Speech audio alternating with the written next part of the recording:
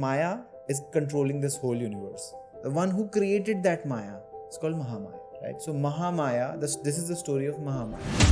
You get those thoughts inside you that I'll hurt this person.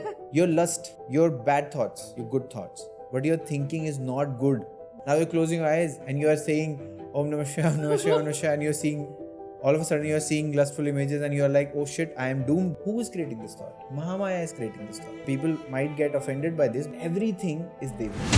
My guru says, if you see Lalita Sahasranama Ma's iconography, she's sitting on an asan which asan consists of the Panch Brahman. Shiva, Vishnu, Mahesh are sitting below her and Lakshmi Ma, Saraswati Ma are fanning her. What does this mean? That she is the empress. She is the creator of everything, creator of the creator. So when she blinks, she creates millions of universes. उनसे 2-3 करोड़ क्या मांग रहे हो? मांगना है कुछ बड़ा मांगो. There are too many powerful mantras hidden in Durga Saptashati. Mantra has a chanda. You get into that state of Gama. And that actually the neuroscientists have worked on it, by the way. We're not just creating this up. Yeah. Neuroscientists have tested this. It takes you to Gamma, takes you to Theta also. There are mantras which if I read and if I do those mantras, I can control anyone. I can just go and if I look at you, you will do whatever I want. That's also possible. The best way to actually chant a mantra is you're repeating it in your own mind and you can see it's a profound secret which people don't know about. Durga Saptashati is actually Srimad Bhagavad Gita. Srimad Bhagavad Gita says that at the end of your life, Krishna says in Bhagavad Gita that in the end, no matter you were a thief in your life, no matter you were whatever, you done the worst of the deeds, but at the end of your death, if you just remember me, you will merge in me. That's what he said. Now, imagine Rakta Beej playing in that time. At the end, you have one more desire. Now you come back in this earth. Now you keep coming back here. There's a secret related to Lalita Sahasranama is basically the secrets of the universe are hidden in this 1,000 names. So it's also called Sarvocha Brahmand Vidya. Imagine how old it was. It must be thousands of years. Thousands and thousands and thousands of years old. There's a line where there's a name of Mother Divine which is Parmanu. Parmanu is what? Atom. She's the atom. So now imagine years back there was no physics, there was no science. They still knew that she is her. She is everything. Hi Himanshu, welcome back to Uncharted. Thank you Natasha for having me again. I'm so delighted that you suggested that we should do this. And honestly, I'll tell my story how I came to know about Durga Saptashati. I mean, I've heard of it, of course, but I've always heard from a very typical sense, right? The first time I heard it from Yami Gautam's one of the episodes, and then I heard it from Tripti Dimri about Durga Saptashati, and I was like, this sounds something really powerful and really crazy. But I understand it theoretically that it is powerful, but I don't know the essence of it. Right? Yeah. So I want you to double tap on that what exactly is a 700 verses long, the stuti is all about, something which has been written thousands of years ago. How does it still hold this kind of power? Okay. So I would consider myself lucky to speak about it, but I know that I am not, I'm not a guru. I am not the expert, or I would not call myself an expert, because that is something which you need a lot of births, you need a lot of grace to say that, okay, I can talk about Devi just like this. I think it's her grace that we are able to talk about it, and whatever we say should come out for the betterment of people who are watching this. So if you talk about, so it's a way of looking at it, right? So Durga Saptashati is basically it's a Saptashati, like 700 shlokas. Okay. Now it's a text. It comes in form of a book. And it is part of Markandeya Purana. Okay. Now Durga Saptashati essentially has a story. Right? And it's a story of two people. And it starts with Surat and Samadhi. These are two people who go to an ashram of Sumedha Rishi, and they both are like worried in life, like how we are worried in life. This is where the story starts. Now, there are different ways of course, reciting it. And if you have a guru, they will tell you better. There are ways where, like how people generally do it in Eastern India, in Bengal, and there are other, traditions where Durga Saptashati is recited in Navratris. There are homams that are done because that's the only Saptashati which is an Upasana Saptashati, where you can do homams of all the slokas. Like you can just do, chapter 1, chapter 2, chapter 3, like that. So it's a very powerful text. But what I really want to point out in all of this is how it is just more than a story and how it is just more than a text. There are definitely a lot of secrets in Durga Saptashati. Like there are too many powerful mantras hidden in Durga Saptashati. One thing is to just read the text, one thing is to read the arti, one thing is to read the Sahasranama, but the other thing is to use it and apply it in your life and actually do the journey which it is telling you to do. So that's the essence of what I want to talk about. Sure. So Durga Saptashati, like I told you, it's a 700 shlokas. But the story starts from Surat and Samadhi going to Sumedha Rishi. Now Surat and Samadhi are basically two people who are just generally worried in life, because one has a problem of one is a king, and a lot of enemies have invaded his kingdom, and that's why he is worried about that. The other person is worried because his own family has pushed him out, and now is basically he was no longer of use to the family. So he's worried in that particular sense. But both are equally worried. And that's what people say, that misery always finds a company, right? So these like both of them are discussing it, that what to Trauma do, what bonding. to do. Yeah, trauma bonding. And Sumedha Rishi is the one who is telling them what to do about it. So now he's a guru. So guru will never tell you what to do directly. He'll just point out at things that, okay, I'll tell you a story, or this is how it is. Because I can tell you the solution, but you won't really do it unless you understand the essence of it. So that's where he starts telling them about what is deluding you. So like how we see in our daily lives. And if the people who are watching this can also relate to their situation. Everyone is worried about something or the other. Some are worried from their own problems, their own families, their own issues. Some are worried because something external has come upon them. Maybe some external factors, someone said something, maybe a divorce happening, maybe a business deal breaking down, or anything, or someone's death. So this is all what is happening, because in the end, all of these texts that we have in Sanatana Dharma are your internal journey.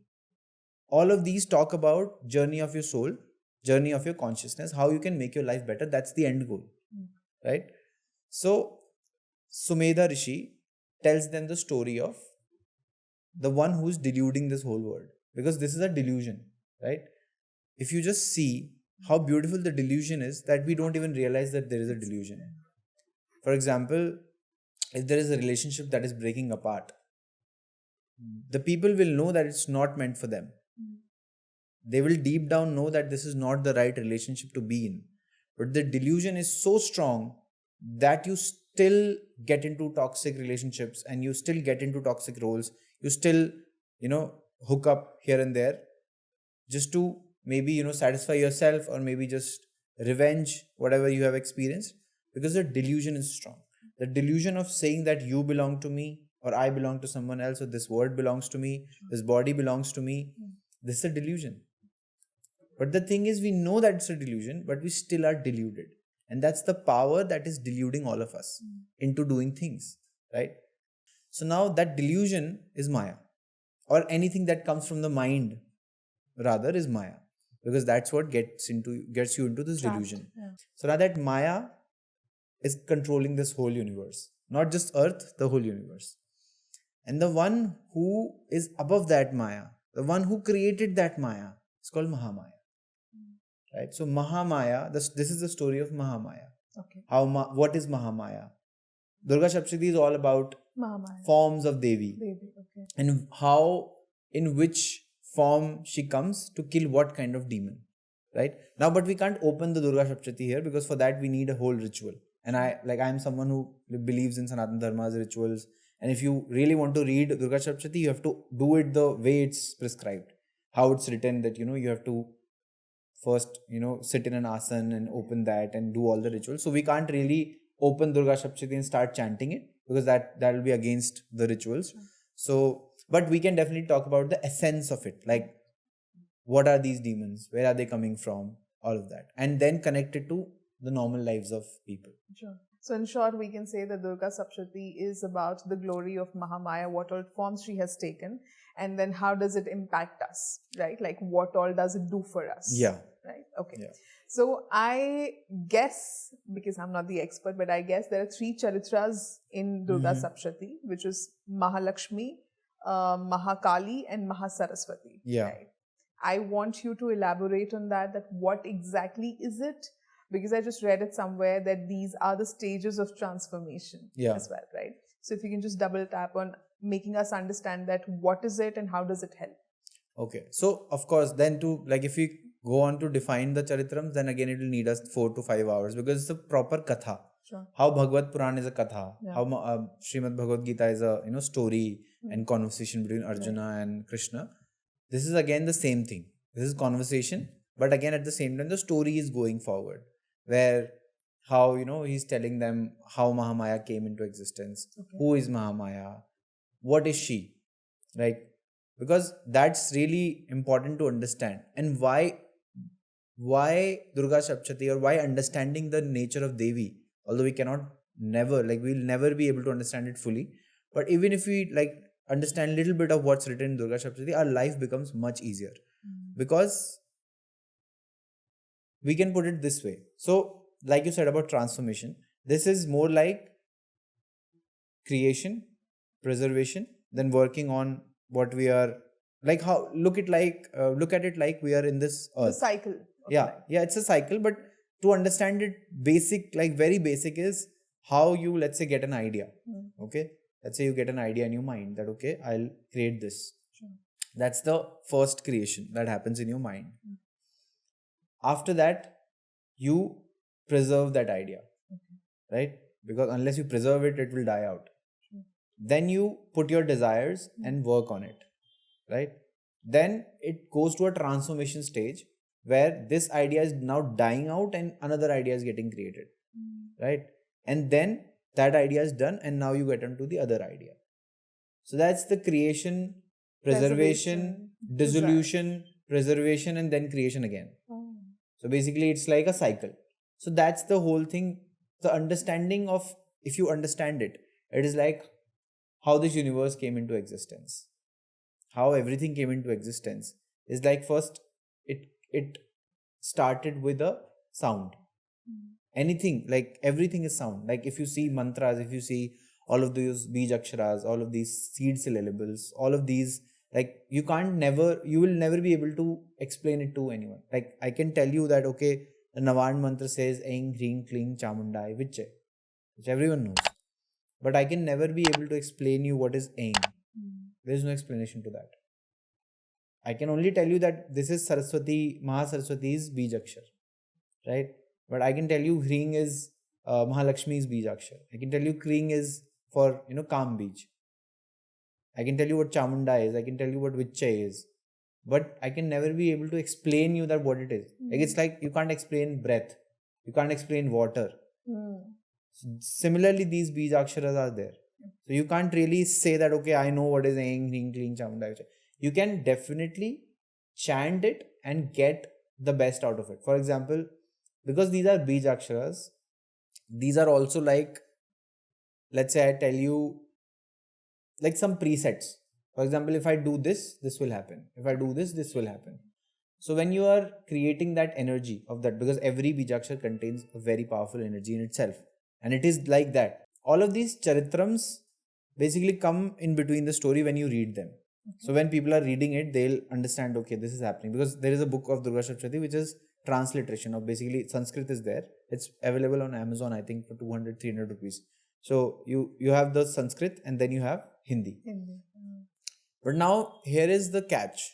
So if you just read it daily, and if I tell you the same story every day, you'll be like, there is nothing in the story. Why are you telling me the same story every day? I mean, people might get offended by this, but that's the fact. Yeah. Even if you just open and read it, I don't think anything is going to happen. Because if you're not understanding what's written over there, okay, I can read that, okay, yeah, Brahma Deva came and he started praying to Ratri Devi or Yogmaya to come out of Vishnu's body, which is the first story where Madhuketab comes out of Vishnu's ear. But what is the essence behind it? Why are there only these set of demons? And why are these demons even there? Why is Mahamaya taking different forms to kill these demons? What is she trying to tell us? That's the essence of Durga Saptashati. So there are 6 sets of demons which come along the way. So the first one that comes is Madhukaitab. So now this is what's really interesting. Madhukaitab is basically, now you will think of, oh, this random Rakshas coming out of Vishnu's ear. Now people will always try to find the esoteric meanings, but they also need to understand that the katha is supposed to be that way only. The katha is supposed to be done the katha way. If something is written like this, it is written like this.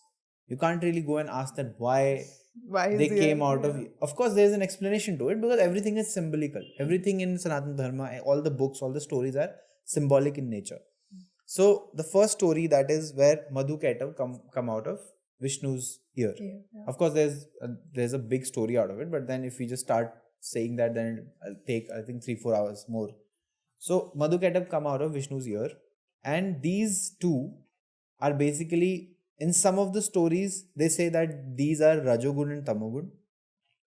And the Sattvagun, Rajas and Tamas, and the Sattvagun is come out of Vishnu's navel, which is Brahman, which is the Brahma Deva. Before you proceed, I also want you to expand a little bit on Rajas Tamas, so that audience understands. So basically, I'm telling you some of the stories. Sure. So there are also translations and versions of stories, but eventually it takes you the same way.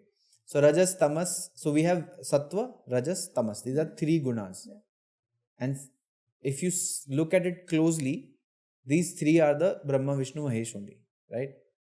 There is a lot of depth in all of these things which you talk about in Sanatana Dharma. Sattva, Rajas, Tamas are the gunas which are in us. For example, very basic example. Let's say we fought over something, right? Now you know that I'm right, but you want to say something which will hurt me because that will give you satisfaction, right? I want to have this is what happens. Brand, This is Rajogun. Okay. Right? Now I'm in a relationship, and I'm like, I know this is like something is wrong, but I really don't want to work on it. Let it be. That's Tamogun. That's Tamogun. Tamas. There are a lot of examples, of course. ऐसा नहीं है कि यही एक example है. There are a lot of ways to understand Sattva, Rajas, Tamas. But how, for example, if you have a problem, and in Rajogun you'll be like, I'll fight. In Tamogun you'll be like, let it be. Let the problem be. I'm just like this.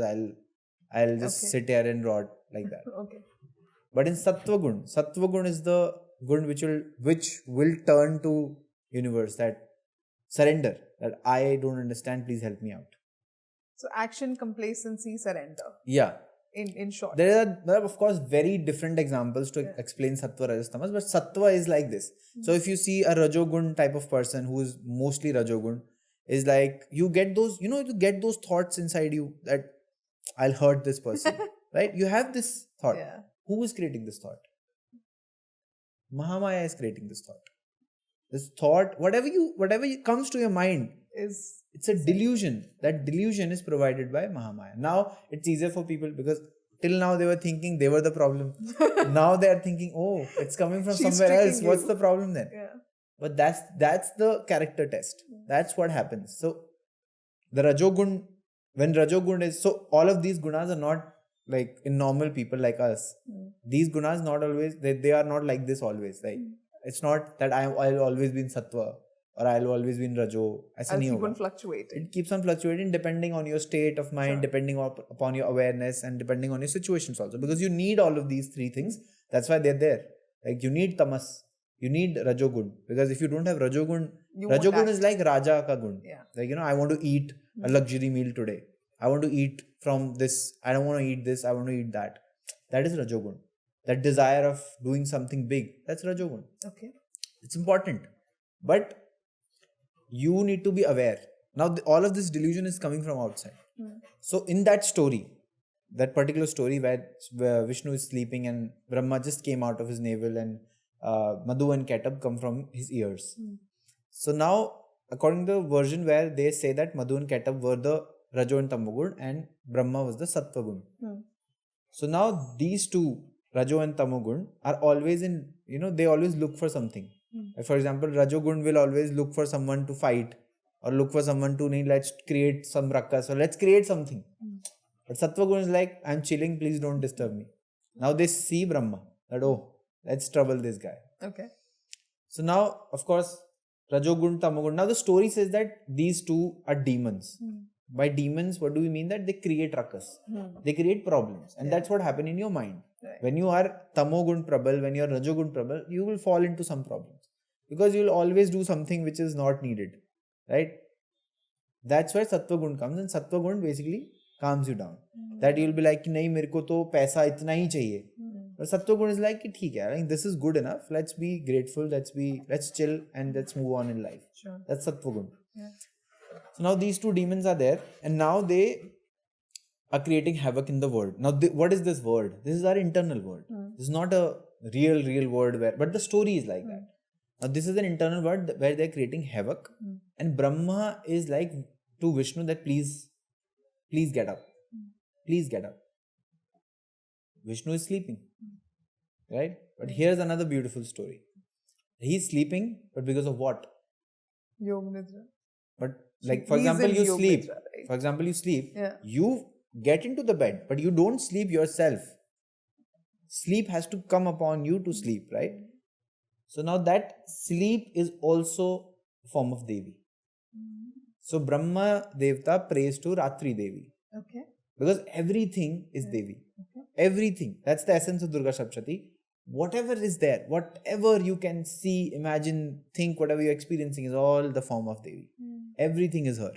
Your sleep is her, the night is her, the day is her, your food is, everything is her. So Brahma Devta prays to Ratri Devi that please get out of Vishnu's body, Lord Vishnu's body, and so that he can wake up. Because without that, it's not possible. Because he was not in a normal sleep. He was in Yog Nidra. He was in Yog Nidra. And so when you read the story, it's actually like good to feel it. Oh wow, that's what's happening. It's a very interesting story. But the essence is that essentially he needs Lord Vishnu to kill the Madhu and Ketab, the demons. This is where we are considering that those two are Rajo and Tamogun and he is Sattva. Okay.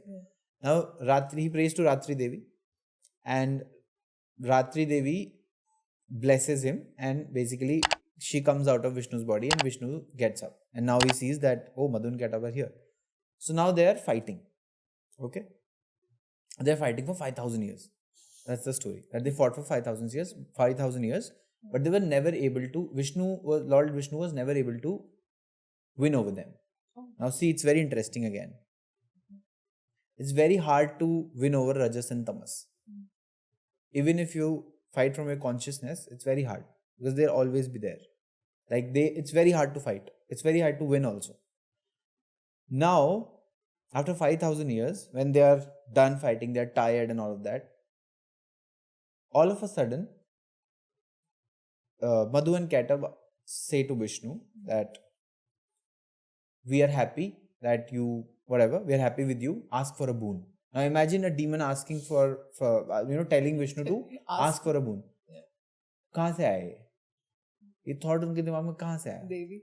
Exactly, the delusion. So they got deluded into their own death because they said Vishnu ask for a boon and Vishnu said let me kill you.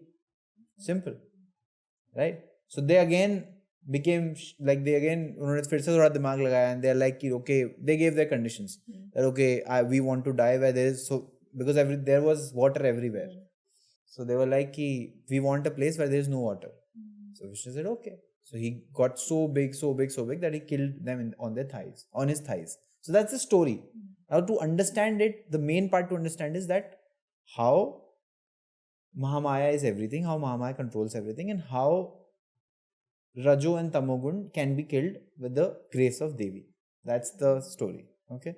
Now this is the first version of it. The second version of Madhu Ketab is where you say that Madhu and Ketab are basically the two dual aspects of Polarities? no. So the beautiful part is that this is more like a sadhak's journey. And this is the part that makes more sense to me personally also. So all of the Durga Saptashati demons, all of those are 6 sets of demons. They are hurdles in a sadhak's journey. A person who is trying to become one with Devi, one with the consciousness, understanding or self-realization, they are basically the hurdles. The first hurdle is of course Madhu Ketab. Now Madhu Ketab is what? So let's say, what is Madhu? Madhu means Mitha, right? Ketab is Kadwa, dual. Meetha and Kadwa.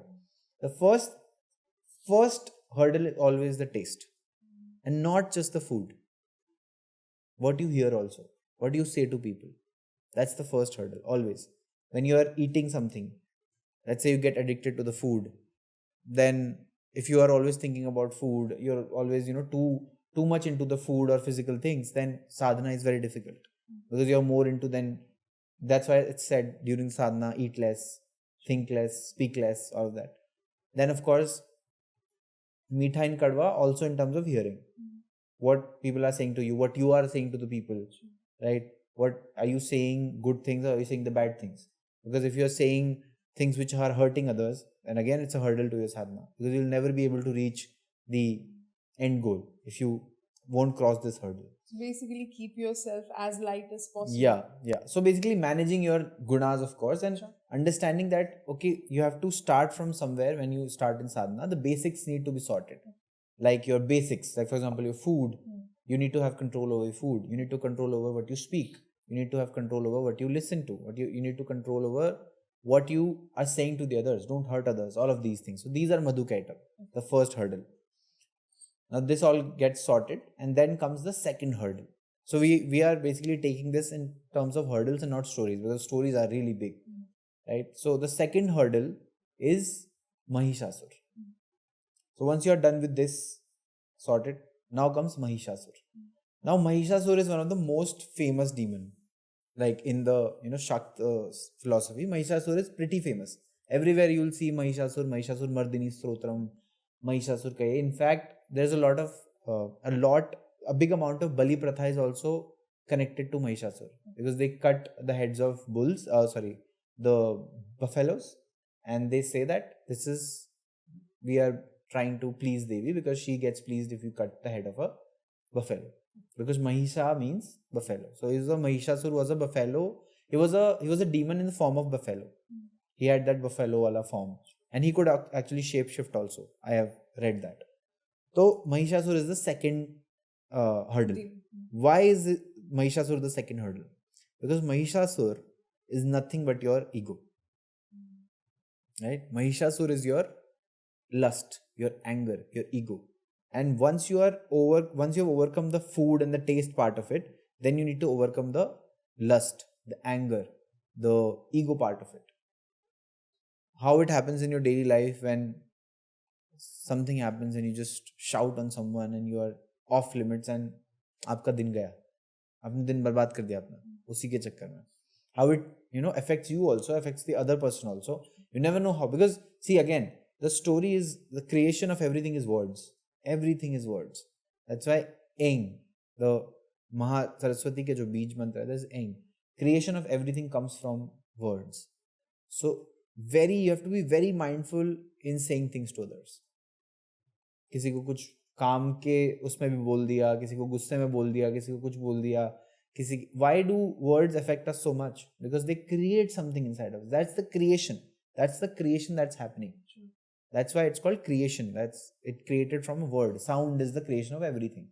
So Mahishasur, your lust, your anger, your ego, your greed also in some terms. So all of these things are big, very big hurdles in path of any sadhak. Because if you have anger, anger is needed in a lot of situations, but how you express it is in your hands. So when you're doing this, what you're actually doing are you're becoming conscious in your body. You're becoming conscious in your mind. You're so conscious in yourself that now I don't want to hurt anyone.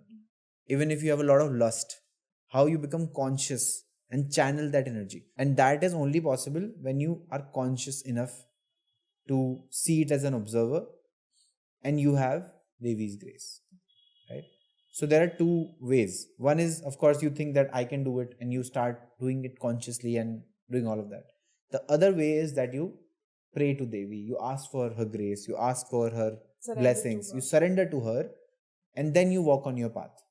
But of course, you have to do your work. Like you have to get over these hurdles. So all of this is an internal battle. It's not an external battle, it's an internal battle. So now let's say second hurdle is Mahishasur. So we get over Mahishasur. And how we get over Mahishasur? That's a story that Devi killed Mahishasur with, उनका sir cut जाता है basically Mahishasura का. Sir कटना क्या हो गया? Head जब कटता है तो क्या होता है? बेसिकली हेड क्या है? Ego. The mind. So the cutting of the head of Mahishasur denotes cutting of our ego. And that's what Bali is. You don't cut a real animal. You cut your own head. Yeah. You cut your own ego. You surrender to Devi. You say that I don't know anything. I am nothing. I really don't know anything. I'm not someone, or this identity that we've created for ourselves. This is all a story. It's not real. Nothing is real. Right? So you surrender to Devi. Now do whatever you want. That's why because if you have this surrender, it's very difficult that you will get angry or you will get into situations where you are hurting people, because before that only you get conscious that, oh, I don't have to do this. You don't need to do that. That's the essence of Durga Saptashati. That everything is Devi. Your lust, your bad thoughts, your good thoughts, what you're thinking is not good. How it happens with a lot of people that they sit into meditation and then they see like lustful images in their meditation because you're suppressing it. And it's playing with you. And it's for everyone, at least the initial level, because you're not addressing those things and now you're in silence. That's a very dangerous dangerous place to be, because now you're closing your eyes and you are saying Om Namah Shivaya, Om Namah Shivaya, Om Namah Shivaya, and you're seeing, all of a sudden you're seeing lustful images and you're like, oh shit, I am doomed, because you think lust is bad. You think that, oh, seeing that is bad. You think that if you do that, if you think all of that, God is going to punish you. That's ऐसा कुछ है ही नहीं. That's what Durga Saptashati is. In fact, in the first story, when Brahmadevta prays to Ratri Devi, how he prays is very interesting. So when you read Durga Saptashati, you have to be very conscious. Oh, what's happening? So Brahmadeva says that Mahadevi, and in one word he says Mahadevi, and in second word he says Mahasuri. So you are the Devi and you are the Asuri. So you are when you are saying that Devi is everything, that it means everything. You can't say that the good things are happening because of her and the bad things are not happening because of her. ऐसा नहीं है. She is there everywhere. You have to accept her everywhere, and that's what surrender is. That if something bad is happening, you can say to her that I know that this is you only, but just please save me. So this is surrender. That okay, I'm ready for it. Whatever you do, it's your life, it's your body, it's your play. You are directing this play. So do whatever you want, but keep me safe. Because a mother will always take care of their children. And the best part is, see how the secrets are unfolded here. Even Brahma Devta had to pray to Devi. She didn't come by herself. You have to ask for help. You have to ask for help. She is there everywhere, in every breath, every atom, every molecule. She is there. But how will she help you? You have to ask her that please help me. Then the story moves on forward to another interesting set of demons, which is Chandmund. The last part is pretty interesting because the last demon is Shumbhanishubh. But before that there is Chandmund. Then there is Dhumralochan. Then there is Raktabij, and then there is Shumbhanishubh. So the third hurdle is Chandmund. Now Chandmund is again, Chand is how how you think when you say Chand, what do you think in your mind? That's very mischievous, that kind of element. And Mund is the head. So very demonic, very doing a lot of things. For example, let's say you fall into the trap of let's say you fall into the trap of wealth, and not just any wealth, but that kind of wealth where you're just blinded by wealth, you're blinded by passion, you're blinded by, like, it's good to have passion, but if you get blinded by it, it's very dangerous. So in basic simple words, that's what Chandmund is. Okay. So Chandmund was killed by Chamunda. So that's the story, like how Devi comes, takes different forms and kills the demon. Now every form is different. How Ma Chamunda is very fierce. So you need that kind of fierceness to win over all of these things which are blinding you in life. How after Chandmund comes your Dhumralochan. Dhumralochan is very interesting because Dhumralochan, if you just try to understand what it actually means in Hindi also. So Dhumra is Dhua and Lochan is eyes. So the cloud. So the cloud in front of your eyes, that, oh, this is real. Yeah. This is my girlfriend. She's going to be here for ever. Yeah. Relationships are forever. Yeah. Or money is forever. Or I'm going to be the richest person for the next 200, 300 years. That's not going to happen. So Dhumralochan is your mind that plays with you. That when there is a rope, you think it's a snake. When there's a snake, you think it's a rope, and that's dangerous. Because you're like, oh, all of these. So it's like how you're tied by all these ropes, that, oh, I have to do this. Let's say you want to go to a journey to your own self, enlightenment. Now you have these ropes tied to you, which are job, money, expectation, work. Now these are not ropes. These are snakes, right? I'm not saying it's bad. I'm just telling you what the esoteric. Yeah. So you have to be very clear. So Dhumralochan is basically your clouded vision, that you can't see things clearly. It's in front of you.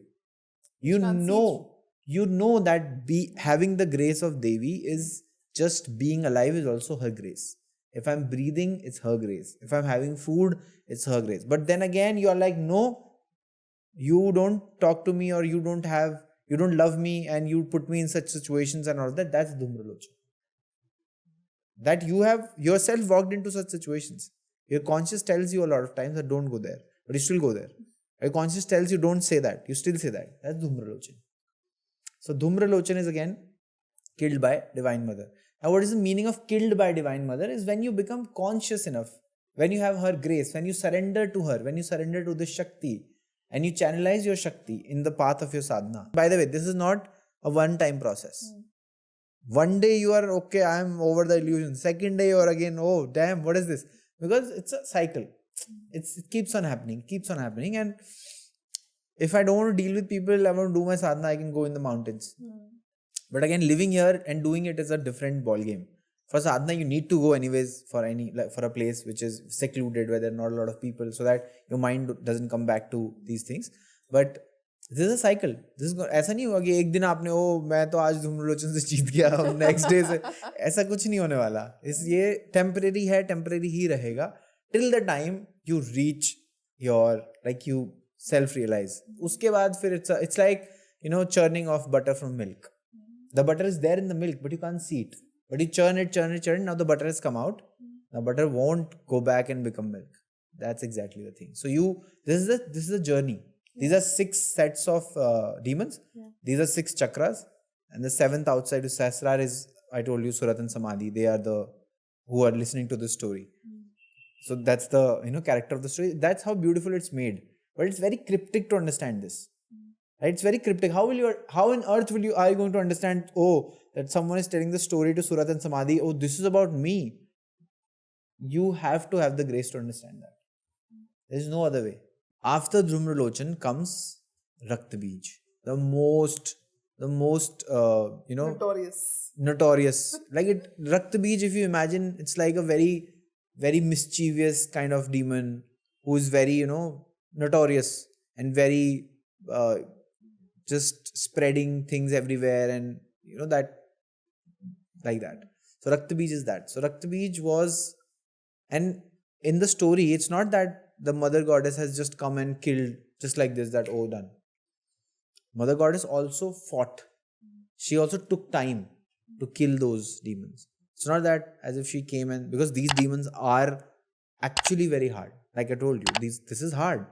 It's a hard thing to do. So Rakta Bij, now Rakta Bij is the one where Ma Kali enters. Now Ma Kali, basically the battle was going on and on and on, and no one was able to defeat Rakta Bij. Not the Devas, not that version of Mahagauri. No one was able to do it. Because what Rakta Bij was doing is that one drop of blood, if it falls, let's say you slash his head and the drop falls and 1,000 Rakta Bijs come. So it's like the Horcrux thing that Harry Potter में जो होता है. So अब वो कितना मुश्किल है सोचो कि एक ड्रॉप गिरा और ऐसे हजार. स्टोरी में ही है, but actually में if you think really what is Rakta Bij inside of you, your desires, because you have one desire that comes and you falls on the ground, 1,000 new desires come now. Oh, now I've got a job. Now I'll do this, I'll buy this, I'll buy that, I'll do this, I'll get a house, I'll do this, I'll take a loan, ये वो करते करते your life is gone. That's Rakta Bij. You have more. एक relationship में आ गए, अभी दूसरी relationship चाहिए, अभी शादी कर ली, अभी एक्स्ट्रा मैरिटल करना है, फिर शादी कर ली तो अभी कुछ आया तो अभी इसको हटाते रास्ते से. That is Rakta Bij. What Rakta Bij is essentially doing is making your life tough. I mean, desires are good. You need desires, but not कि आप desires से control में चल रहे हो. Desires are in your control, fine. But if you are in control of desires, then that's a problem. Because you will be, आपकी life खत्म हो जाएगी, पता भी नहीं चलेगा, and you will do nothing. And this also applies your birth and death. So how Srimad Bhagavad Gita says that at the end of your life, Krishna says in Bhagavad Gita that in the end, no matter you were a thief in your life, no matter you were whatever, you done the worst of the deeds, but at the end of your death, if you just remember me, you will merge in me. That's what he said. Now, imagine Rakta Bij playing in that time. At the end, you have one more desire. Now you come back in this earth. Now you keep coming back here. So it's a cycle that you're repeating. So that's why Rakta Bij was so difficult to tackle. And it is actually difficult. सब परेशान है desires से. मतलब desires चाहिए भी, उससे परेशानी भी है, उनको भगाना भी है, और नहीं चाहिए तो फिर depression भी है, मतलब बहुत कुछ है. So that's where Ma Kali comes in. Ma Kali is like, I'll drink this blood and I'll gulp it down. So that's fierceness. That Shakti should be channeled in you so fiercely that you can drink the blood. You can drink that, you can scoop those desires and you drink them. Like, this is all a play. It's gonna end. So what are we going to, so be conscious in your desires. Do you really need them? Are the desires controlling you? Why do you want that? Why? Like, what is the reason that desires are controlling you, the most evolved species on the planet? Why? So that's why you need Ma Kali. And it's not as if that I'm saying that I am doing that. I'm not doing it. The Shakti you have to channel yourself by the grace. Either you do that or you ask for grace. For example, a lot of people do Kali Sadhana. The people who do Kali Sadhana automatically go on a path where they rise above a lot of their desires. They rise above a lot of their basic desires. Like, they won't be too much into, okay, I want this, I want that, I want this, I want that. Because now you've experienced something which is much more than that. Much more than all of these. Sure. Then that's Rakta Bij. Rakta Bij is very important to understand because in our life, it's all everywhere. Rakta Bij is everywhere. Sure. Then the last one, the worst, the Shumb Nishum. Shumb Nishum was the hardest, like the most hardest part. Now the story actually says that how they have created a narrative of a story. That Shumb Nishum are sending their own demons and they are telling Devi to, come and marry Shumb Nishum. That's the story. That they're coming to Devi and they're like, oh, you're so beautiful. You don't belong here. Come with us. We'll take care of you. Now this also means something. But this is a story that has to be set. Otherwise, आपको मैं आधी story सुनाऊंगा, आप बोलोगे इसकी तो कोई closure ही नहीं है, ये क्या बात हुई कि ऐसे आके. But that's the katha. But the esoteric meaning is useful in your own life. But of course, if you read it and if you, just think over every verse, it'll make your life better, because that's where the grace starts to come in. Now, what is Shumb Nishum is the dual aspect of good and bad that we live in. Shumb Nishum is like Shubh Ashubh. This is good for me, this is bad for me. Oh, relationship is good, but maybe having affair is bad. ये कहाँ से आया? यहीं से आया ना. Bad क्यों है? क्योंकि एक को बुरा लग रहा है, दूसरे को अच्छा लग रहा है, इसलिए तो वो कर रहा है ना extra affair. So this understanding of rising of this good and bad, that this is good, this is bad. So for example, like I told you, जिसको बोलते हैं शमशान ही सबसे बुरा है या शमशान इतना impure है. So sadhana happen there. शमशान में बैठ के साधना. Not really. शमशान बैठ साधना बैठ के ऐसा नहीं कि आपको शमशान ही जाना है. You have to feel that okay, if this is bad, this is good, I rise above this, and that's where when you rise above all this, कि this is good, this is bad, ये अच्छा है, बुरा है, judgments, lot of your thoughts come from this only, कि ये अच्छा नहीं है, ये अच्छा है, that because you made a lot of mistakes also, you fall into that chakra again and again because of this, good or bad. So when you rise above this, then you reach the last self-realization stage where the surat is now there, the wisdom, the chariot of wisdom is now ready, and now you can attain samadhi and oneness with the self and oneness with the divine or the higher consciousness. There's a story where in the end, where in the last demon, Shumb Nishum, I may get this wrong, but there were two of them. So one was killed and the one was remaining. So I think Shumb was remaining or Nishumb was remaining. So Devi killed Nishumb, and out of the Nishumb, Shumb was again born. So it's an endless cycle. Because once you're saying this is good, there has to be a bad. Once you're saying this, the other will be there for you to be like, oh, acha, aisa. So you get into.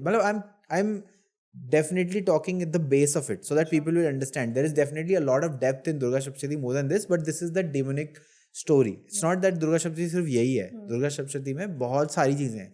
This is the demon वाला story कि demons क्यों हैं. And why it is important to understand is that everything that we say that वो देवी की पूजा कर लेते हैं, ये कर लेते हैं, वो कर लेते हैं, is right. But then there are more aspects to it. Bhakti is there. One is doing the puja for transactions. That पूजा कर लेती हूँ, मेरी लाइफ में ये ठीक कर दो. That फिर नहीं हुआ ठीक तो फिर कि नहीं आपने तो कुछ किया ही नहीं. One way is that. The other way is bhakti, surrender, devotion. The other way is understanding her. The other way is understanding that in the end, I have to work on myself. I have to work on my journey myself. I have to walk through these paths if I really want to attain self-realization. So that. Apart from this, there are of course Argala Stotam is there. Siddhakunjika Stotam is there. Tantroktarakti Suttam is there. There are a lot of things which in most of it is we can't even talk about just like this in an open public platform because we need a proper ritual of opening it on that. But yeah, this was the most like the demon story and why all of these are there.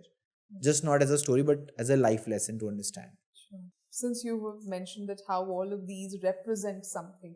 So when we are chanting Durga Saptashati, does the chanting in itself activate those parts in us that we are able to overcome these challenges, or her grace kind of automatically dissolves all of this? Like, how does it happen? So this is very unpopular opinion and a lot of people might get offended by it. Okay.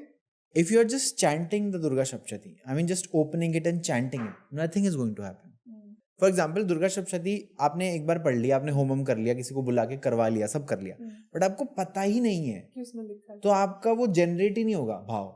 How will you, like for example, Lalita Sahasranama, a lot of people listen to it and it works. I'm not saying it doesn't work, but Sahasranama is different. This is different. There are a lot of different things. For example, if you just want to chant the Sanskrit part of it, then do it. If you're enjoying it, if you're having that feeling of Devi, if you're having that feeling of, oh, I'm connected to her, that's good.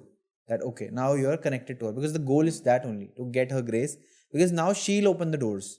She'll take you to your guru, or she'll take you to to your next step. Things will automatically happen because people think that how is this happening, that okay, how are the things happening automatically.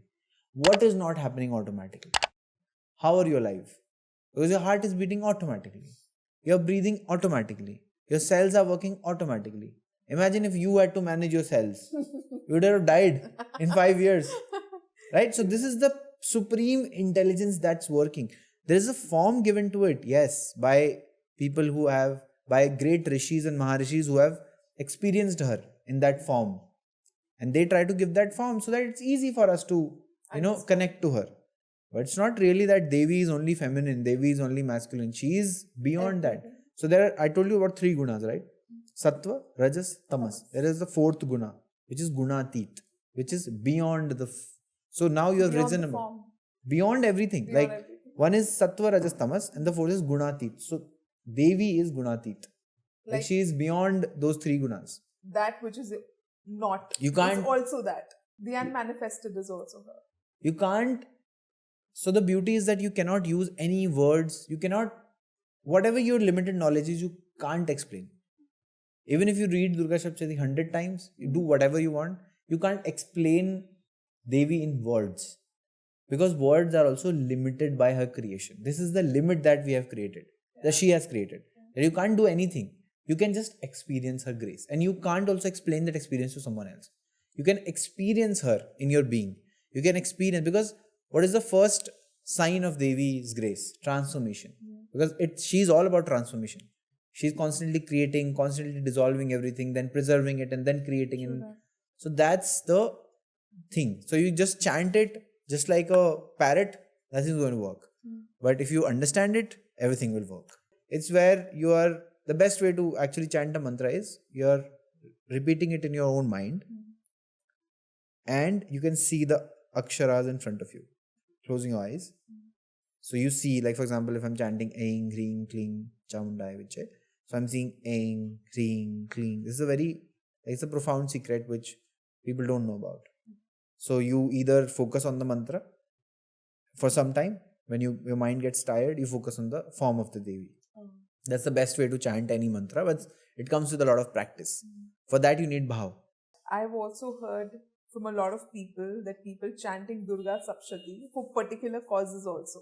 For example, I've heard, and I want you to again elaborate on that I've heard that the first chapter that's based on helping you release your karmic weight, right? Or maybe the 11th chapter, which is also known as Narayani Siddhi, which is for instant wish fulfillment or grace. Now, I don't know, right? I'm an outsider here. So help me understand that how does it cater to specific things also? So it's funny, but it's human nature. If I tell you do this, you'll be like, क्या मिलेगा मेरे को? मुझे क्या मिलेगा? मैं ये करूँगी, whatever. If I tell you do this, कुछ नहीं मिलेगा. You're like, मैं नहीं कर रही. That's human nature, right? So that's why it's designed in that way. It's written in that way. That, for example, I think in Argala Sotram, I'm not sure. I may be wrong, but in one of the Sotrams, there is a line that if you read this, आपने कल रात को भी जो पाप किए ना वो भी खत्म हो जाएंगे. So it is a falshruti that okay, this is what you are going to get. Now the point is that you cannot have transactions with Devi. I mean, you can have. She's your mother after all. But if you are on a journey of self-realization, all of this doesn't matter to you.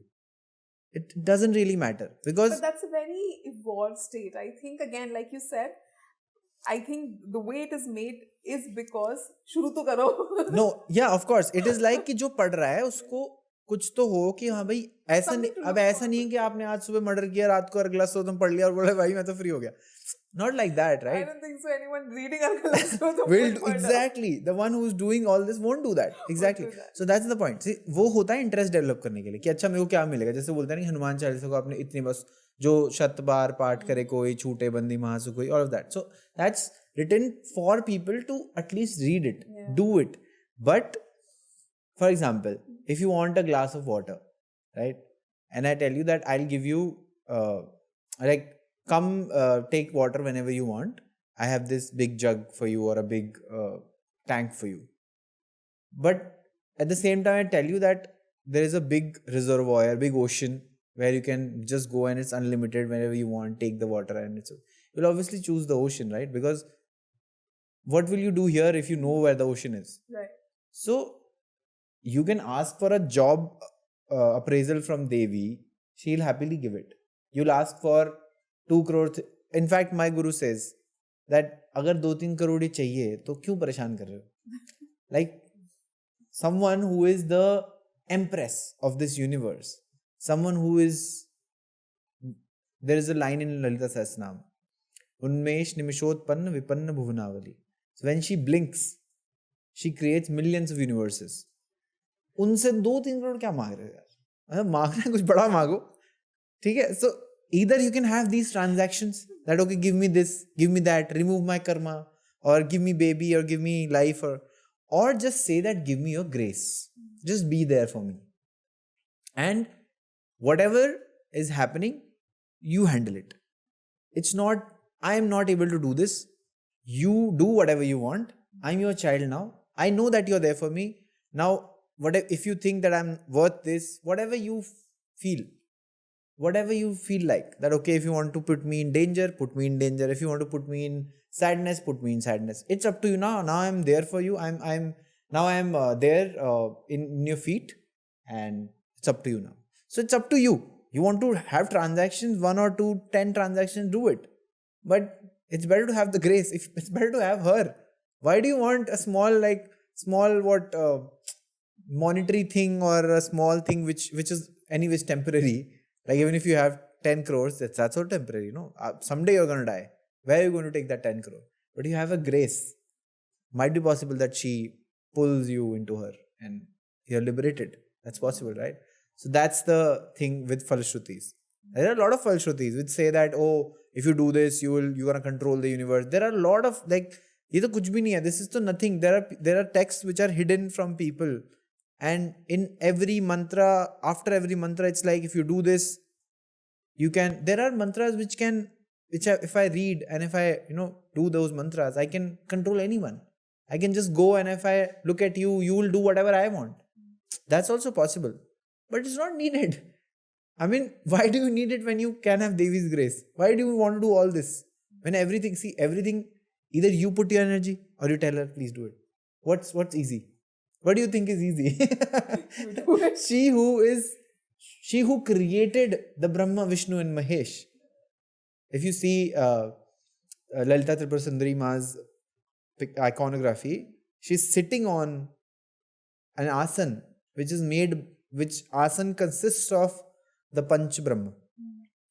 Shiva, Vishnu, Mahesh are sitting below her, and Lakshmi Ma, Saraswati Ma are fanning her. What does this mean? That she's the empress. She's the creator of everything, creator of the creator. So it's easier for her to do, no?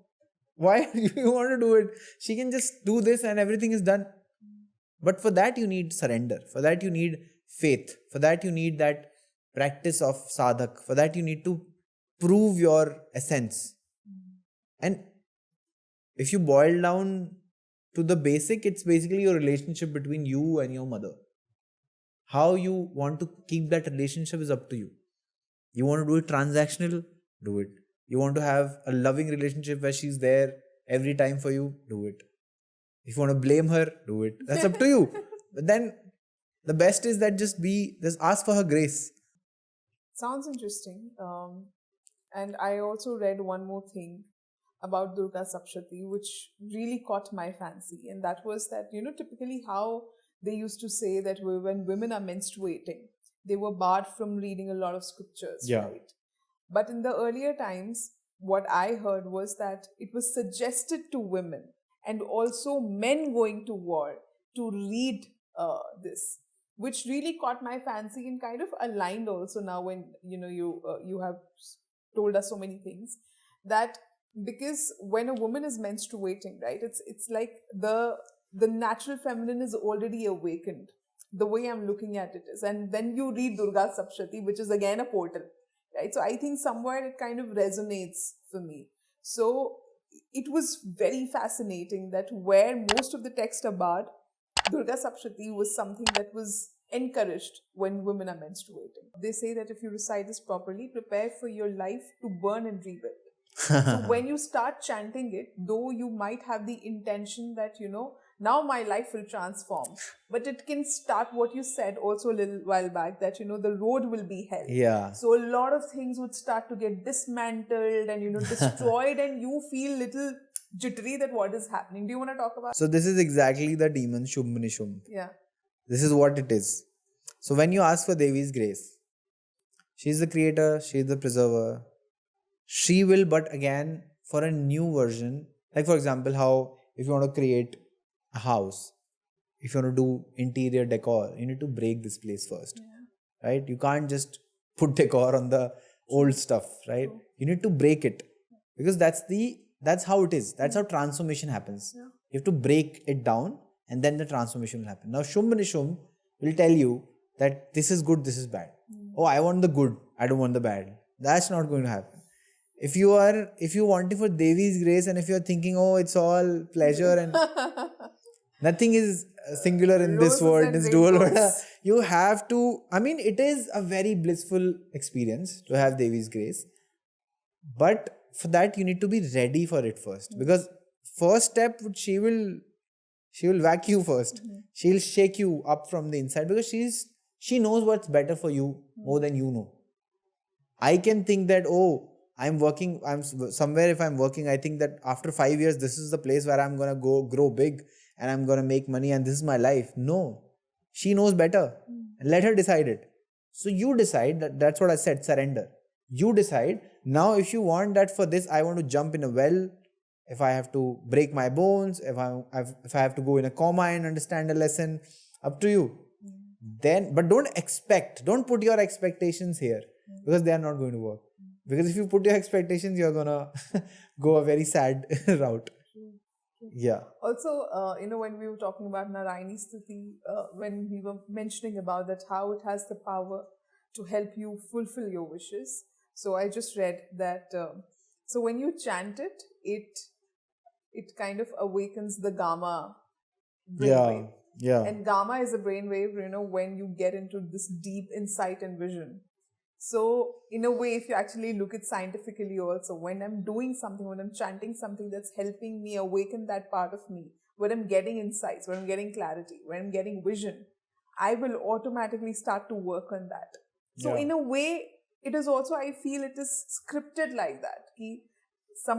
जो मुझे समझ में आ रहा है कि if you're able to understand it and chant it, nothing like it. Yeah. But even if with your limited understanding, just by chanting it the right way, it would still help you awaken some dormant parts, or maybe some parts where you will find the way, right? And which is what I find most beautiful, the way everything in our culture, right? The way everything is scripted. It just fascinates you that भगवान ने ना हर चीज के लिए बोलते हैं ना, उन्होंने वो की दे रखी है, समझ लोगे तो अच्छा है, नहीं समझोगे तो चलो इतना तो हो ही जाएगा. Right? Which is absolutely, like, that part just mind boggles me. Absolutely. It is true, because see, there are a lot of secrets which we don't even know. Like, what if I tell you that every ka, kha, ga, ga is a mantra in itself? You'll be like, aisa thodi hota hai. That's the truth. You can't explain beej mantras, because that's above our limits to make it understand to anyone. It's the energy that you can experience. Same with any kind of chanting. If you can do the Vedic chanting with the proper, so every mantra has a chanda, meter, right? So it's Gayatri chanda, Anushtup chanda, a lot of chandas are there. So, and it has a, set of how it's placed. Like for example, Lalita Sahasranama, when you start with Shri Mata, Shri Maharagni, Shri Mat Singhasaneshwari, Chidagni Kunda Sambhuta, Devikare Samuddita. Now it is a pattern that you have to repeat in the entire Sahasranam. So you keep repeating it. Now when you do that in proper meter, proper way, then you get into that state of gamma. And that actually the neuroscientists have worked on it, by the way. We're not just creating this up. Neuroscientists have tested this. It takes you to gamma, takes you to theta also. Because that's how it is. It has the power in itself. It's like if I give you a wand, and even if I don't tell you how to use it, if you just do this, something will happen. So like that. So people say that, oh, if you just say these mantras, then something will happen. If you bring Kali's photo in your home, people will die. That's not how it works.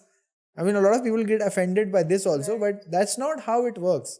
I mean, the universe is not here to just, kill you or do things against you. Yeah. Mother Divine, she's your mother. Why will she harm you for any other reason? Your thought, these 6 set of demons will definitely harm you if you think that, oh, this particular picture, for example, this particular picture, it has nothing. But if I think this is a bad omen, everything bad is going to happen now because you're creating it. You created it in your mind and then you are doing it. That. Do you want to talk about how these 700 shlokas, they are actually mirror to Sri Yantra? Mirror Chakra. to Sri Chakra. So it's a very, very, very difficult thing to talk about just in this bit of time. Because see, everything is a mirror only anyways. Yeah. But what is interesting is that Durga Saptashati is actually Srimad Bhagavad Gita. They're the same. 700 shlokas here, 700 shlokas there. Sure. Here, Surat and Samadhi are worried. Why? Because their own friends have become their enemies. Yeah. There, who was worried? Arjuna. Why? Because their own friends have become their enemies. Same thing. Here, Sumedha Rishi is telling them. Here, Bhagwan himself is telling Arjuna. Here, Arjuna had to ask for it first. That's how the help came. Here, all the same thing. The only difference is that this is an Upasana Saptashati and that's an Upadesh Saptashati. So it's like Bhagwan is saying it. Like he is giving the Upadesha. But here it's an Upasana Saptashati where we are praying to the Mother Divine, where we are asking that who you are. Who, by the way, by the end of Durga Saptashati, there is a stotram where the gods ask the Devi, who are you? Tell us about yourself. Because we are not able to understand you. Who are you? So she tells them that's even more beautiful. That she is telling that I am the good and the bad. I am the Shubh and the Ashubh. I am what you say is right or wrong. I am both. Both. Whatever you say one thing, the dual is me. Everything, and that's everything. Everything that you say, good, bad, she's everything. That's where the secret is. That's the rahasya. Of course, there are a lot of secrets in Durga Saptashati which you can't even talk about on just like this, because it would be like insult to the tradition. But even the Panchadashika mantra is hidden in Durga Saptashati. Aim Hrim Klim Chamundai Vichay is hidden in Durga Saptashati. Everything is hidden here. Sri Yantra is again what? Sri Yantra is what? Sri Yantra is your body. If you see the basic, simplest correlation, Sri Yantra is nothing but your body. Right? The external parts of your Sri Yantra are basically your avarnas, where you are trying to create something in this world. Right? You're doing something. Basically, it's the journey again. From one to the Bindu, which is the last step of Sri Yantra. That's the whole journey. To the Bindu. To the Sahasrar. That's your body. So the basic correlation is this.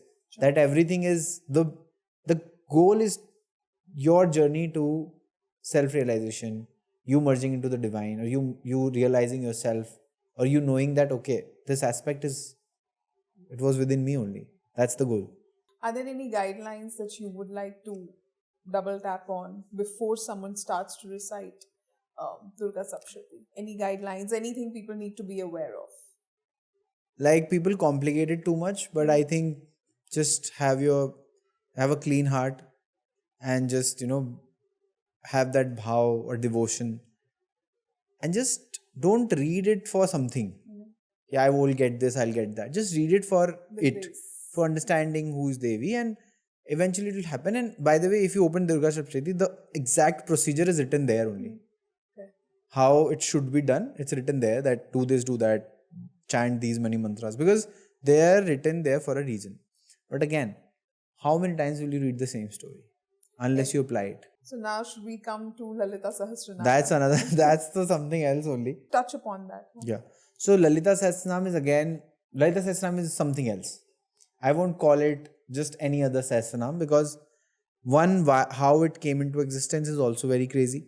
Because Lalita Sahasranama is basically what? 1,000 names of Devi Lalita, which is Ma Tripura Sundari. Now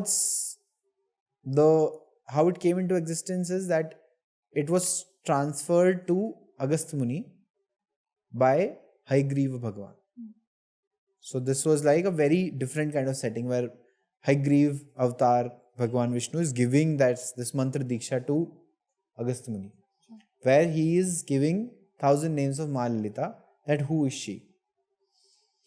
Now people who are, of course, people who know who is Matripura Sundari, people who are into Shri Yantra Sadhana and people who are into Shri Vidya know that what Lalita Sahasranama is. But for people who don't know it, 1,000 names of Ma Lalita is the basic thing. Now you see the feeling part of it. You're calling your mother, or let's say you call your loved one. Let's say you call someone you love. How when you fall in love, you call them by different names, right? You can, like, if you have a baby, you'll call him by any name. Tomato, any that. Right? That's the truth. Because you're doing that out of love. The same thing is here. That when you call the Mother Divine with love, call out to Mother Divine with love and 1,000 names. Imagine, if she can come in just one name, 1,000 names are next level, right? But again, Lalita Sahasranama is in itself very powerful. Like Lalita Sahasranama is something, if you just listen to it, that's also very powerful. There's a secret related to Lalita Sahasranama is that Lalita Sahasranama, people say it and I have experienced it also, that it doesn't come to everyone. So it's also called Sarvocha Brahmand Vidya. Basically the secrets of the universe are hidden in this 1,000 names. Now that's the interesting part. So all of these names are names of Ma Lalita and none of the names get repeated in the 1,000 names. Every name is different. But again, there is a journey in those paragraphs. There is a beautiful journey in Lalita Sahasranama, where first, of course, it starts with Dhyanam. Dhyanam is the meditation. How you should meditate upon Lalita Ma. Basically, if you are doing Lalita Sahasranama or any other mantra, the best way to know what's the Dhyanam is. For example, when we talk about Ma Kali, we first do the Dhyanam, which is Shavarudam, Mahabhimam, Ghoddanstram, Sanmukhim, because that's how it was created.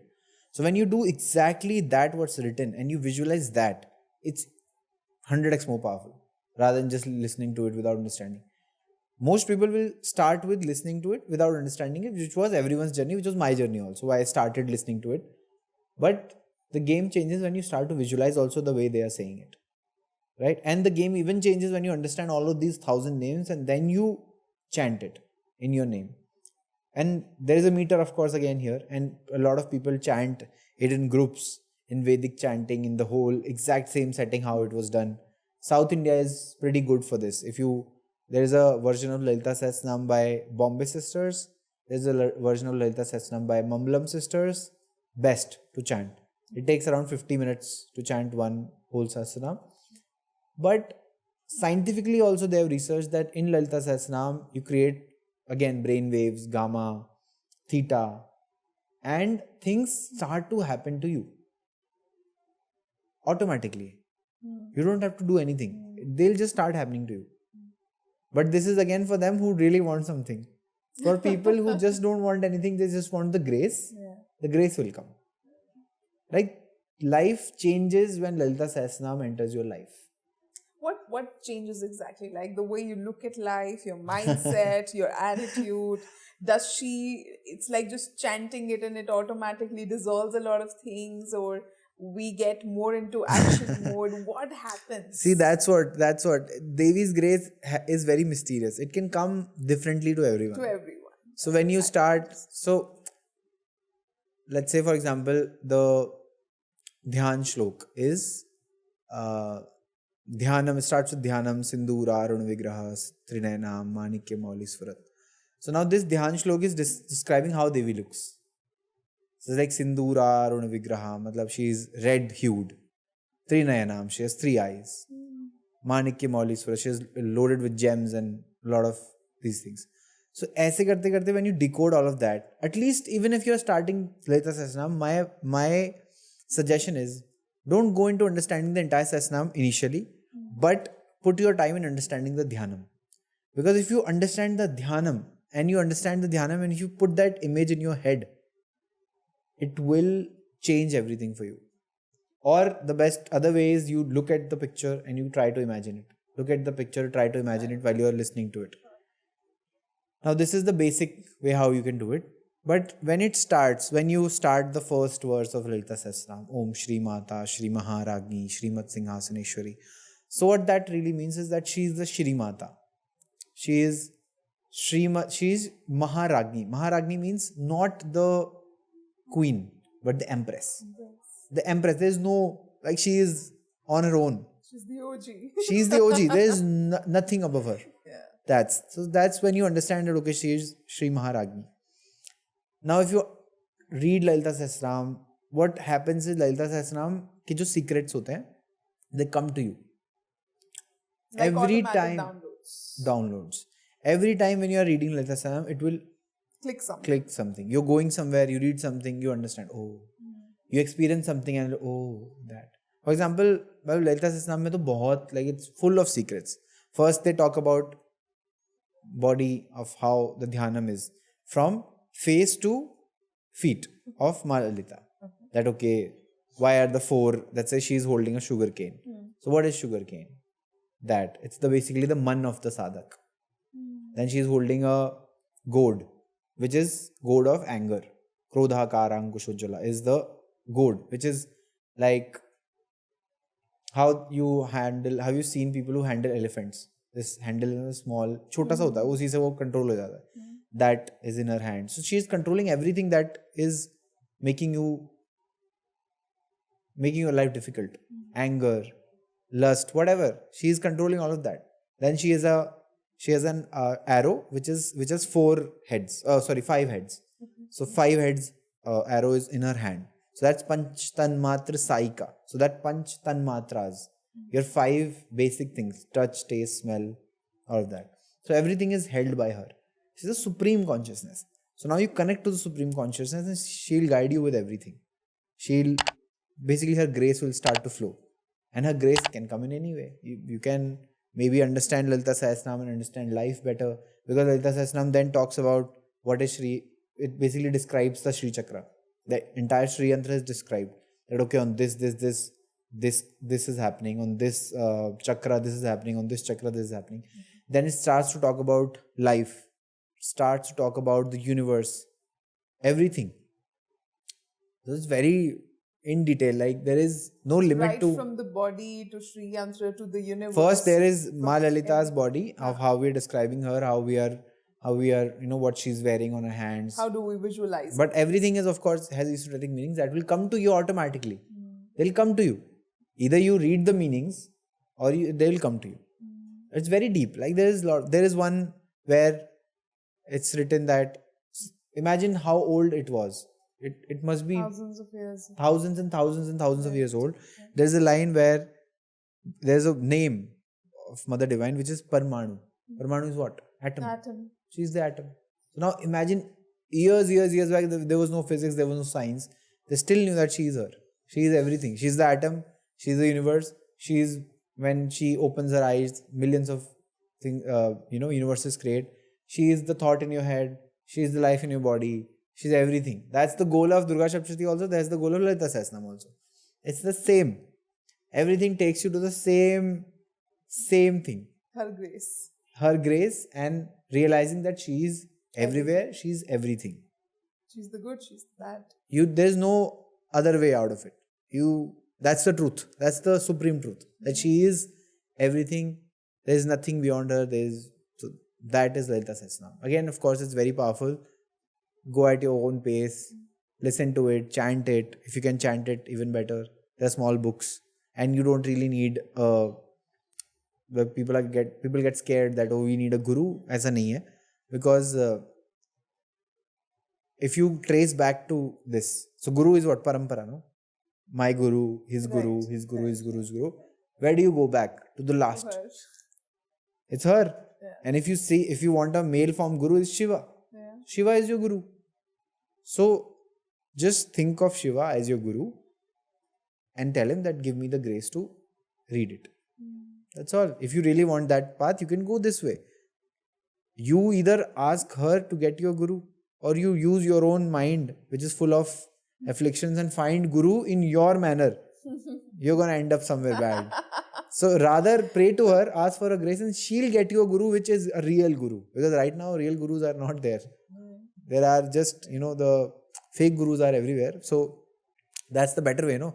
Ask her to get you a guru. Ask her that by your, because she is also the guru. That's what Lalita Sahasranama says. Guru Mandal Rupini. She is Guru Mandal. Like if you have a highly realized guru, the guru is Ma Lalita. That's the secret. So the guru, and there is no difference between guru and her. She is the guru, and the guru is her. So 1,000 names are, if you just, it takes a lot of time to understand one of those names. Like every name takes a lot of time. In fact, every name can take your whole lifetime. If you just keep thinking on that one name, no, everything, your whole lifetime will go away. You will still be on that one name. That's how deep it is. But with her grace, anything can happen. So that. So towards the end, for a beginner, what do you suggest? What should they start with? Durga Saptashati, Lalita Sahasranama. What would be easier to begin the journey with? See, I know affinity is one thing. In my experience, aisa nahi hai, because my personal experience was very different than this. If Lalita Sahasranama has to come to you, it will come to you. Durga Saptashati, see, you have to try. You can't just sit and wait and things will happen. If you really want to read Durga Saptashati, go buy it and read it. It's so convenient in this time that it's almost worthless now. That's why people are not looking towards it, because it's very convenient. Right? How people get attracted to complicated mantras and not going to simple mantras like Om Namah Shivaya, because they think that complicated mantras have something. It's nothing like this. Aisa kuch nahi hai. That's true. It's just your mind that, you think because this is harder to attain, that's why it's something. But what's easier to attain, it's nothing. For example, Bhagavad Gita. Bhagavad Gita is so easy to attain, so easy to read. No one cares about Bhagavad Gita. And Bhagavad Gita has everything. What is Bhagavan saying in Bhagavad Gita? I am everything. I am God. I am your food. I am your thought. Same thing she is also saying in Durga Saptashati. It's the same thing. Masculine element, feminine element. That's all. There's no difference. But because it's easy to attain, people don't think about it. People think Sundarkand is just Sundarkand. Sundarkand is in itself so powerful that it can make you, attain yourself. But realize yourself. But people think that only complicated chahiye kuch. We want to do Mahakali sadhana. We want to do this, very complicated Baglamukhi sadhana. We want to do this crazy Chinnamastika sadhana. Only then this will happen. Aisa kuch nahi hai. Do you think the one who has created this with so much, like everything she has done, and she will put a limit that, no, if you do this, then only it will happen? It's not like that. It's your own mind that tells you that, no, this is the right way, this is not the right way. Aisa kuch nahi hai. So don't complicate things without any reason. Yeah, just don't complicate it. Just if you're reading Durga Saptashati, just read it. Right? If you're reading it for the fun of it, read for the fun of it. If you want something else, if you want Devi's grace, it will happen. She will test you first, and then automatically it will happen. But the end goal is to not pray for just getting something. The end goal is realizing that all of this has a meaning. Everything in Sanatana Dharma is symbolic. Everything has a meaning. So instead of asking questions that, ये कैसी story है, ऐसा थोड़ी होता है कि माँ अपना सर काटेगी फिर उसमें से 2 खून की धारा निकलेंगी और लोग पिएंगे, ऐसा थोड़ी हो सकता है. ऐसा नहीं, ये थोड़ी है पॉइंट. अब आप उसी को निगलेक्ट कर दोगे तो कैसे काम चलेगा? जो जैसा है, जो कथा है. बट अगर उसमें से आप अपनी इsoteric कुछ स्टोरी निकाल सकते हो अपनी लाइफ में समझने के लिए, वो उसका गोल है. Make your life better. That's the goal of Sanatana Dharma. It's not, nowhere in Durga Saptashati it says that you have to pray to Devi. Nowhere it says. ऐसा कुछ है ही नहीं. In fact, Sumedha Rishi also didn't say to them that you pray to her. You have to realize, you have to ask for grace, yes. But ऐसा नहीं है कि आपको अपना धर्म बदलना है और आपको ये करना है, वो करना है. Anyone in any other dharma also can read Lalita Sahasranama, can read Durga Saptashati and get the benefits.